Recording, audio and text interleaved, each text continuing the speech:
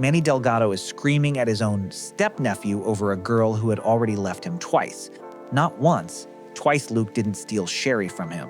He didn't even have to.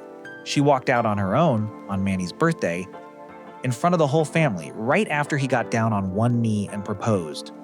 She said no. She left the house. That should have been the end of it. But months later, when Luke kisses her, Manny doesn't react like a guy who's moved on. Jay has to pull him off. Jay ends up banishing his own grandson from the house over it. But this wasn't new. Fans rewatching the show started reaching for one specific word for moments like this: creepy. So here's the only question this video actually cares about. Did Manny turn into someone people started calling creepy? Or did the show just run out of ways to hide what was sitting there from episode 1? To find out, you have to go back further than you'd think. Not college, not season 10, not even the pilot. You have to go back to a taxi. In one episode, Manny says something almost in passing. He says he spent a lot of nights as a small child watching Mary Poppins alone, because his mother was out driving a taxi. Before the wine, before the chess, before any of it, there was a little boy alone with a movie, waiting for his mom to come home. And here's where it gets stranger. Gloria, it turns out, wanted a daughter so badly that she used to dress baby Manny up as a girl. But years later, Manny found the photos anyway. So Gloria told him they weren't him at all. She told her own son the pictures were of a twin sister who had died. A mother choosing a beautiful lie over an awkward truth and handing that exact instinct down to her son before he could even talk. Now go to the pilot, the part of the story you probably already know. Manny, 11 years old, spots a girl named Brenda Feldman working the pretzel counter at Wetzel's Pretzels in the mall. She's 16. Jay offers him $50 not to do this. Manny tells him he's 11. What's he supposed to do with money? He walks over anyway, hands her flowers, reads her a poem he wrote himself. She tells him she has a boyfriend. He's crushed. Jay calls him Niño, Spanish for boy, and tries to comfort him. At first, this just looks like a precocious kid being funny. But then look at what he actually built around himself afterward. The coffee, ordered black, the poetry, the chess. Good enough to beat Jay in 4 moves, the wine, picked up from Jay like a son absorbing a father's habits, all before he's old enough to drive. That's a lot of armor for a kid who just wanted a mom to come home from work on time.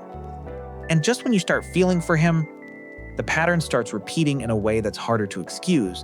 There's his crush on Haley, his own stepniece, which gets far enough that Jay flat out calls it weird and threatens to get out the hose. Most fans remember it as a joke. Very few notice it's the first time anyone in the family directly tells Manny he's crossed a line. He doesn't stop. He just moves to the next girl. But here's what most people skip past completely. Claire once looks at him and says, without thinking, here comes Phil and the Butterball. Manny's answer is immediate. I have a name. A kid who's used to being the afterthought in his own house. Then comes the moment that genuinely earns him sympathy. For Valentine's Day, Manny writes a poem for a girl named Fiona Gunderson. Another boy takes credit for it. Manny gets erased from his own gesture. Mitchell and Cam push him to tell her the truth. He does. She still doesn't fall for him. He calls her crazy and storms off. A kid who finally tried honesty, got nothing back for it, and learned exactly the wrong lesson. His father Javier keeps letting him down in missed visits and plans that never pan out, and the show barely even stops to acknowledge it. But maybe the clearest piece of evidence looks like nothing at all. In Mother's Day, Gloria tells Claire that she doesn't actually like Manny's poetry, that he's a little exhausting. Manny overhears it. He's furious. Gloria runs after him, takes it all back, insists she loves the poetry, claims she only said it to make Claire feel better. And here's the moment that flips this entire story. That apology isn't really about poetry. It's the exact same move as the twin sister. A comforting fiction handed over instead of an uncomfortable truth, because the truth might cost something nobody in this family wants to pay. And here's a contrast worth holding on to, because we're coming back to it. When Manny gets close to a girl named Kelly, just studying, Gloria gets visibly jealous, half jokes that the leading cause of death among Colombian women is their sons getting married, and makes it clear she's not comfortable. A normal, healthy connection shut down by the same fear that built the twin sister story in the first place. Hold that. If you enjoy looking at sitcom characters from angles most people scroll right past, you're exactly where you should be. Before the pattern fully breaks open, there's one stretch worth remembering.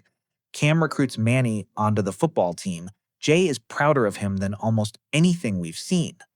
A senior named Sam shows ordinary interest in him. No poetry required. For a few episodes, Manny just gets to be a kid who's doing fine. It doesn't last, because that different girl is Sherry, and Sherry is where the pattern stops being subtle. She's introduced as Manny's girlfriend from Canada, and his family doesn't even believe she's real at first. She copies Gloria's style and ends up staying at Jay's house long after most house guests would have left. On Manny's birthday, mid-celebration, he gets down on one knee. For a few seconds, nobody in the family says a word. She says no and leaves. That's about as clear as rejection gets. But Manny later directs her in a dog food commercial for Jay's company, where Sherry voices the family dog. And this is where Gloria's earlier instinct gets used again. She tells him to be more assertive, to reel her in.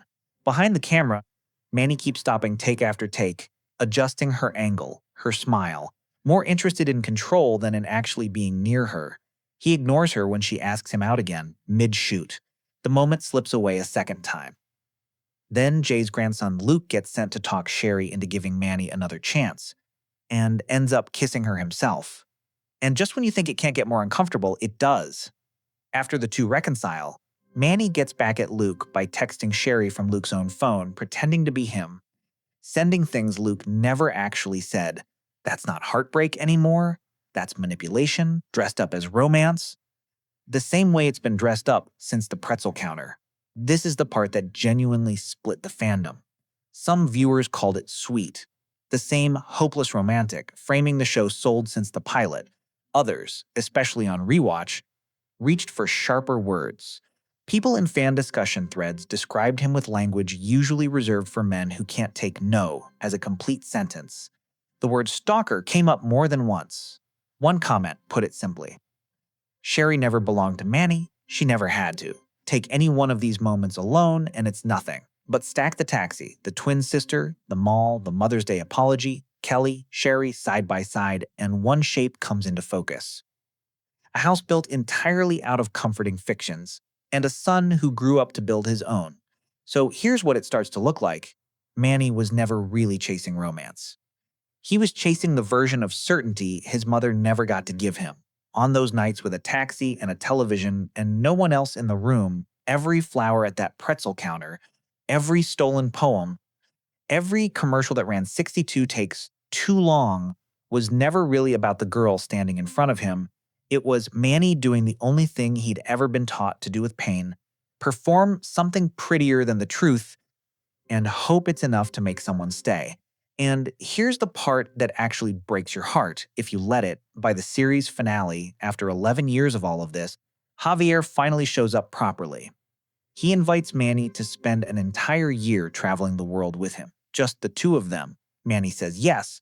While Jay, Gloria, and Joe set off on their own trip together, Manny doesn't go with them. He goes the other way, toward the one person whose absence built almost everything you just watched. Not toward the family that stayed, toward the one who never really did. Nobody in this story gets a reckoning for that, not Manny, and not Gloria either. The woman who spent 2 decades turning hard truths into prettier stories, the show calls it a happy ending. Watched all the way through, it plays a lot more like the saddest kind of full circle there is. Let me know what you think, because this one genuinely splits people. And if pulling apart modern family characters like this is your kind of thing, there's more of this waiting right here.